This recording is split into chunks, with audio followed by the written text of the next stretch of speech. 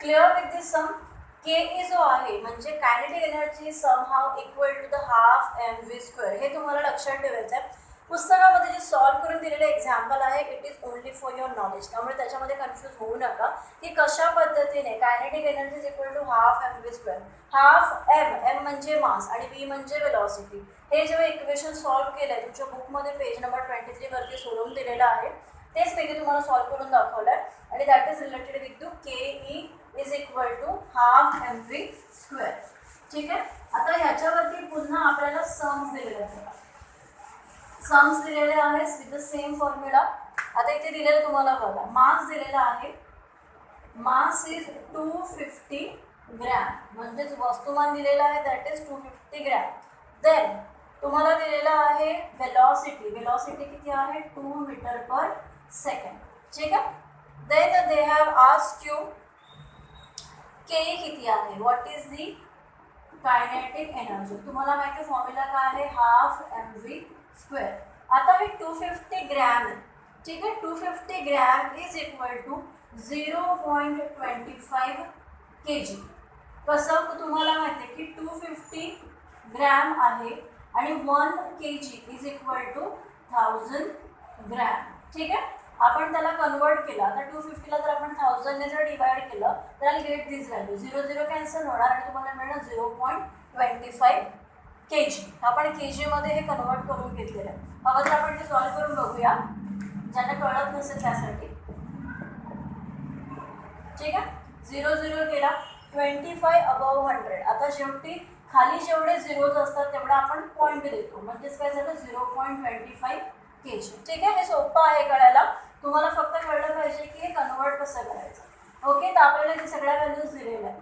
Half M आपलं किती आहे 0.25. आता ज्यांना पॉईंटचे इक्वेशन्स येत नसतील you can take it like this 25 above 100 into 2चा स्क्वेअर. आपण डायरेक्ट 4 घेऊया. ठीक आहे. 2चा स्क्वेअर मी डायरेक्ट 4 घेऊन टाकलेला आहे. आता तुम्हाला माहिती आहे की काय करायचं आहे दिलेल्या ज्या व्हॅल्यू आहेत त्या आपल्याला फक्त पुट करायचे. 2चा स्क्वेअर दिलेला आहे. आता मी इथे घेते 25 चोक 100 25 25 कॅन्सल. तर राहिलं का इक्वेशनमध्ये हाफ. आता हाफ आहे म्हणजेच काय तुम्हाला माहिती आहे इट इज ॲक्च्युली 10/2 म्हणजेच किती झाले 0.5. 0.5 जूल हे आपलं आन्सर आहे. कळलं. It's very simple. फक्त दिलेल्या इक्वेशनमध्ये तुम्हाला व्हॅल्यूज टाकायचे आणि त्यानंतर जसं मी सांगितलं की ज्यांना पॉईंट्सचा इश्यू आहे मेक इट सिम्पल आणि त्यानंतर कॅल्क्युलेशन करा.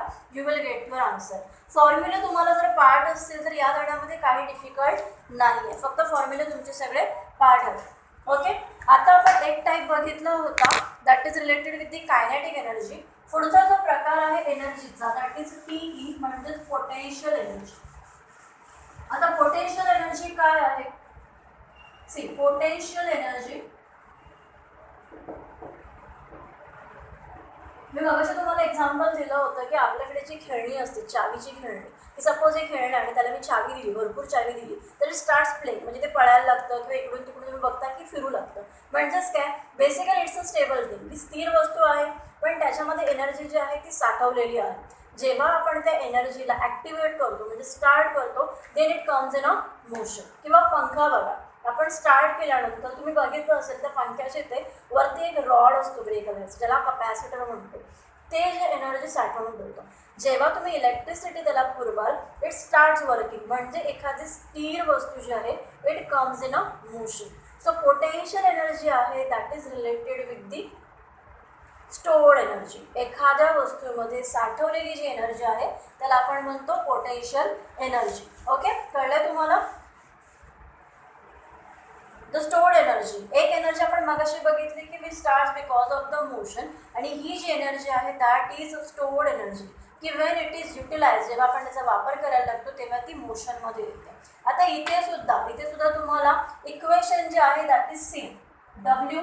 कारण हे बघा हे एनर्जी आहे तो इथे कार्य होणार वर्क होणार म्हणून इथे डब्ल्यू आपण घेतोय M G into H. Sorry M G into H. आता एम जी इंटू एच का आहे तर फॉर एक्झाम्पल एम हे मास आहे जी आपला ग्रॅव्हिटेशनल कॉन्स्टंट आहे आणि एच हा हाईट आहे. ह्या 3 ऑब्जेक्टमध्ये आपल्याला बघायचं आहे की पोटेन्शियल एनर्जी कशी काम करते. सी आता इथे हाईट का दिलेलं आहे. आता फॉर एक्झाम्पल माझ्या हातामध्ये हे मार्कर आहे. I am keeping it on this height. आता हे एका हाईटला आहे. आता हे स्टेबल आहे, स्थिर आहे माझ्या हातामध्ये. आता हे एका हाईटमध्ये म्हणजे बेंचपासून एका हाईटवर आहे. आणि suppose if I am dropping, आता हे मी जर वेगात सोडलं तर ते खाली येऊन थांबलं किंवा जसं पडलं. आता इथे पडलं म्हणजेच काय झालं की it has come in a motion. हे ॲक्च्युअली स्टेबल आहे, स्थिर आहे. पण जेव्हा तुम्ही त्याला एका उंचीवरून सोडता तेव्हा ते हळूहळू गतीमध्ये येतं म्हणजे it comes in a motion. म्हणजे potential energy can be transform in to the kinetic energy or it can say the mechanical energy. तुमच्या बुकमध्ये तुम्हाला चॉकचं एक्झाम्पल दिलं आहे की टेक अ चॉक आणि keep it on a height आणि नंतर त्याला सोडा. तेच आहे. म्हणजेच इथे हाईटसुद्धा मॅटर करते. म्हणून इथे या एक्झाम्पलमध्ये या सममध्ये mg mass into G for gravitational constant म्हणजे गुरुत्वाकर्षण आणि h म्हणजे हाईट, हे तिन्ही ऑब्जेक्ट तुम्हाला पाठ करायचे बघायचे.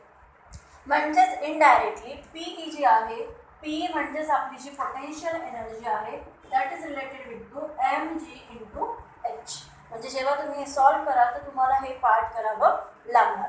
आता याच्यावरती पण एक सम दिलेलं आहे बघा आपल्या बुकमध्ये, आपण ते घेऊया. इथे तुम्हाला हाईट दिलेली आहे. हाईट दिली आहे 10 metre. Then they have given you mass that is 500 kg. आता हे kgमध्ये दिलेलं आहे म्हणून आपल्याला चेंज करण्याची गरज नाही, हे पण लक्षात घ्या. जी आहे आपला 9.8 ही व्हॅल्यू फिक्स असते. आता इक्वेशनमध्ये आपण दिलेल्या व्हॅल्यूज टाकूया. 500 इंटू 98 इंटू अबाउट 10. 98 आहे, 9.8 म्हणून मी 98/10 घेतला. त्यानंतर हाईट दिलेली आपल्याला 10. 10 कॅन्सल. देन 98 इंटू 5 हे तुम्ही कॅल्क्युलेशन करा. आता इथे सॉल्व आहे म्हणून मी तुम्हाला लिहून देते 49,000 जूल. सी एनर्जी जी आहे, ऊर्जा जी आहे that is always calculated into the joule unit. त्यामुळे युनिट सममध्ये युनिट लिहिणं इट्स व्हेरी इम्पॉर्टंट. ठीक आहे, हे तुम्हाला कळलं असेल. आता त्यानंतर आत्तापर्यंत आपण कायनेटिक एनर्जी, पोटेन्शियल एनर्जी बघितलं. त्यानंतर तुमच्या बुकमध्ये ऑन पेज नंबर 25 तुम्हाला बघा एक टेबलसारखं दिलेलं आहे आणि त्यामध्ये वेगवेगळ्या एनर्जीज दिलेल्या आहेत तुम्हाला, की ज्याच्यामध्ये you can see the mechanical energy. Then see बघा इथे दिलेलं आहे mechanical energy. Then you have the electricity or you can say the magnetic energy. Then heat energy. आता इथेच बघा खूप सारे एक्झाम्पल दिलेले. जसं आपण लाईट स्टार्ट केली, म्हणजे समजा आता आपण लाईट स्टार्ट केली तर लाईट एकाच वेळेला तुम्हाला, म्हणजे लाईट म्हणजे एक प्रकाश तर देणार असेल. त्यानंतर it is giving heat. Heat म्हणजे उष्णता जी आहे that is also the energy. Even जेव्हा आपण घरामध्ये तुम्ही बघतो की कुकर वगैरे आपण लावतो तर स्टीम म्हणजे वाफ जी येते that is also the energy. जे आपण हीट वापरतो तीही एनर्जी आहे. म्हणजे at a time we are using several energies आणि प्रत्येक जे युनिट आहे, प्रत्येक जी वस्तू आहे it is using several energies at a time. खूप सारे एनर्जीज एकाच वेळेला काम करत असतात. जसं पंखा मी तुम्हाला सांगितलं की पंखा तुम्हाला हवा तर देणारच आहे. ठीक आहे, त्याचं ते कामच आहे पंख्याचं. म्हणजेच काय आपण स्टार्टिंगला हे स्टोर्ड एनर्जी आहे, साठवलेली आहे. आणि जसा त्याचा स्पीड वाढतो it comes in a motion. म्हणजे your potential energy transforms into the kinetic energy. ऊर्जा जी आहे, एनर्जी आहे that is always transforms from the one unit to the next unit or one form into the next form. Form म्हणजे प्रकार, एका प्रकारातून दुसऱ्या प्रकारात ते ट्रान्सफॉर्म होतच असते. क्लिअर. तुमच्या बुकमध्ये दिलेले बघा खूप साऱ्या, म्हणजे आपण जे दिवाळीमध्ये फटाके उडवतो, जसं पाऊस आहे, पाऊस जो आहे आपण दिवाळीमध्ये लावतो तो बघा पेटवल्यानंतर प्रकाश होतो म्हणजे light that is a energy. त्याच्यामध्ये तुम्ही बघता की त्याच्यामध्ये जे आपण म्हणतो की दारू किंवा जो दारू गोळा वापरलेला असतो, म्हणजे जे काही ते पेटण्यासाठी वापरलेलं असतं दॅट इज काय तर केमिकल आहे. म्हणजे ती केमिकल एनर्जी झाली. म्हणजेच इथे chemical energy has transform in to the light energy. आणि आवाजही येतो म्हणजे साऊंड पण आहे. कळतंय. अशा पद्धतीने energy can transform from one unit to the next unit. Clear. सोपं आहे अगदी तुमच्यासाठी. बरेचसे एनर्जीचे युनिट्स तुम्हाला माहिती नसतील जे या चॅप्टरमुळे कळते. त्यानंतर आपण सुरुवातीला बघितलेलं law of conservation of energy. Law of conservation of energy Marathi मुलांना दिलेले बघा पुस्तकामध्ये ऊर्जा अक्षयतेचा नियम. लॉ ऑफ कन्झर्वेशन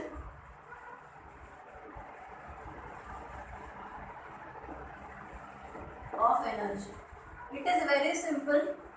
एनर्जी जी आहे, energy can not be created, it can not be destroyed, it can be transform from one unit to the next unit, that is why it is you can say the non ending source. जसं बघा sunlight आहे, सूर्याची ऊर्जा आहे.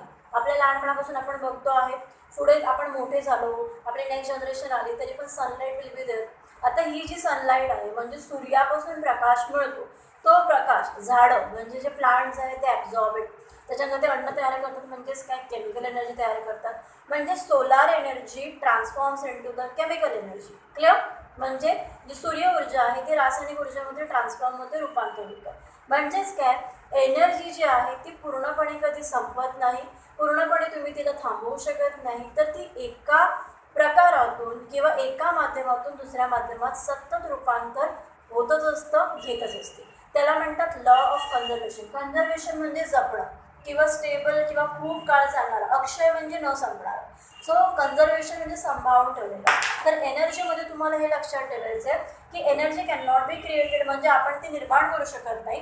वे can't destroy it म्हणजे आपण ती संपवू शकत नाही. यू कॅन ट्रान्सफॉर्म म्हणजे it gets transform in to the one unit to the next form. Clear? हा तुम्हाला जो नियम दिलेला आहे हा तुम्हाला पाठ करायचा आहे मुलांना, कारण हे तुमच्या बुकमध्ये दिलेलं तर आहेच, पण तुम्हाला हे परत परत विचारलं जाईल कारण 10th मध्ये तुमच्या पुढच्या वर्षीसुद्धा तुम्हाला सेम चॅप्टर आहे आणि पुन्हा तुम्हाला एनर्जी हे सगळं बघायचं आहे. त्यामुळे बी प्रिपेअर विथ इट, आत्ताच छान प्रिपेअर करा. ठीक आहे? त्यानंतर जो लास्ट पार्ट आहे या टॉपिकमधला तो आहे फ्री फॉल. फ्री फॉल म्हणजे इझिली पडणं. इझिली पडणं म्हणजेच काय, मुक्त पदन, जसं मराठीमध्ये दिलेलं आहे की एखादी वस्तू, आपला जो लास्ट टॉपिक आहे तो आहे फ्री फॉल.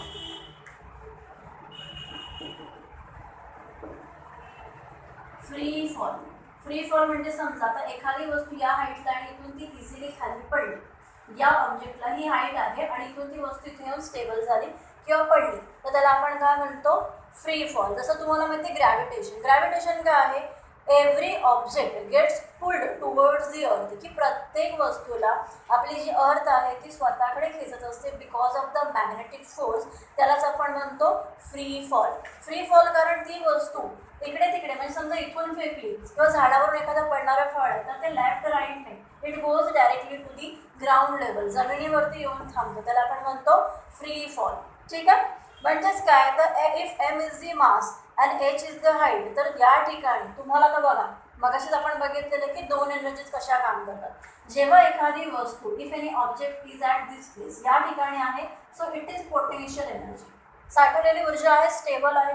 ती वस्तू खाली आली, वेगाने हळूहळू खाली आली आणि इथे येऊन थांबली, म्हणजेच काय झालं, the stable object comes in a motion. म्हणजे तुम्ही आता बघितलं असेल की PE, potential energy, gets converted into the kinetic energy. कळलं? Energy can be transform from the one form to the another. जो आपण आता नियम बघितलेला तोच नियम इथे आहे. That is called as the free fall. आपण आता याच्यावर ते बघितलं होतं, सेमच आहे, तुमच्या फक्त माहितीसाठी आहे, त्याच्यावर तुम्हाला समज नाही यायचे असतं, तुमच्या माहितीसाठी तुम्हाला हे गरजेचं आहे पाठ करणं. आणि नंतर लास्ट जो पॉईंट दिलेला आहे तो म्हणजे शक्ती किंवा पॉवर. शक्ती किंवा पॉवर म्हणजेच काय, it is nothing but the rate of your work.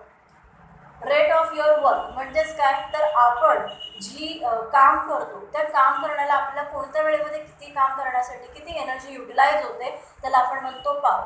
Energy वेगळं आणि शक्ती वेगळं. शक्ती काय आहे, आता समजा आपण एका वेळेला तिघांची रेस लावली, 3 फ्रेंड्सची रेस लावली आणि जो सगळ्यात फास्ट चालतो तो सगळ्यात आधी, समजा स्कूलला जायचा आहे तर सगळ्यात जो आधी फास्ट चालतो तो सगळ्यात आधी पोहोचेल. का? कारण त्याने जास्त एनर्जी वापरली आहे, कळतंय? आणि बाकीच्यांची स्पीड किंवा वेग जो आहे त्याच्यापेक्षा कमी आहे, त्यामुळे त्यांना वेळ जास्त लागतो. So that is nothing but the rate of your work is called as the power, की कोणत्या वेळ तुम्ही किती काम करता. तुमच्या बुकमध्ये ह्याच्यावरती सुद्धा तुम्हाला सम दिलेला आहे. चॅप्टर छोटा आहे मुलांना म्हणून मी जास्त एक्सप्लेन करत नाही आहे. इकडे तुम्हाला एकच लक्षात ठेवायचं, your P is nothing but the W upon T. W म्हणजे वर्क आणि टी म्हणजे टाईम.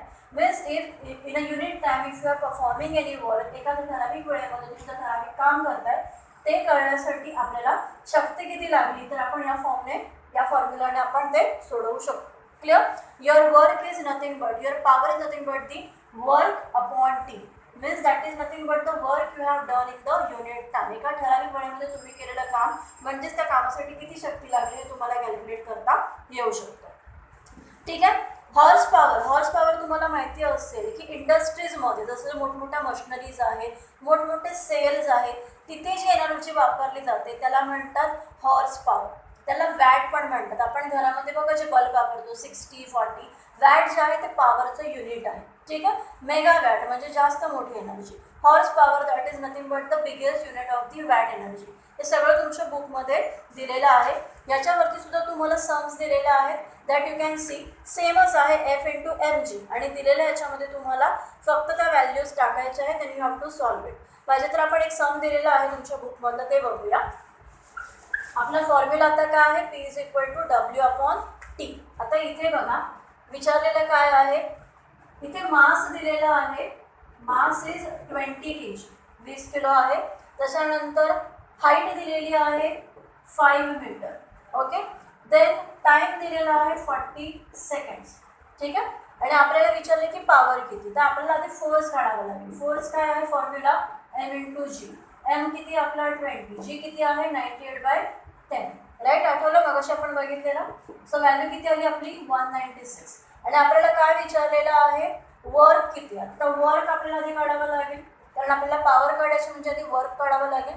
वर्क आहे आपला एफ इंटू एस. एफ आहे आपला 196. एस आपला किती आहे इथे 5 आहे. दिलेलं तुम्हाला इथेच एस म्हणजेच एच आहे. ठीक आहे. हे दिलेलं आहे 5. आपला आन्सर आला 980. आणि आपल्याला विचारलं काय आहे, पॉवर काढा. पॉवर काय आपलं W upon T. So that is 980 about 40 seconds. ठीक आहे. So your answer will be 24.5. आता हे बघा इथे तुम्हाला विचारलेलं आहे की वर्क काढायचे, तुम्हाला पॉवर काढायचे. पण पॉवर तुम्ही कधी काढणार, पहिलं तुम्हाला फोर्स काढावा लागणार.